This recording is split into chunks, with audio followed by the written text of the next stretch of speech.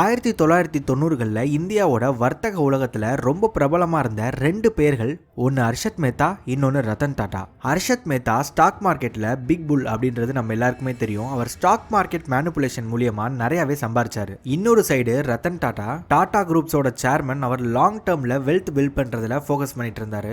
1992 stock market ஸ்கேம்னால Harshad மேத்தாவோட மொத்த சாம்ராஜ்யமும் இடிஞ்சு போயிடுச்சு.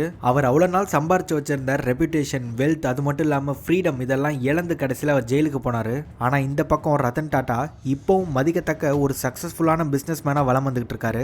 இவங்க ரெண்டு பேருக்கும் என்ன டிஃபரன்ஸ்னு கவனிச்சிங்களா? ரெண்டு பேருக்குமே வெல்த்ன்றது கிடைச்சிருந்தது.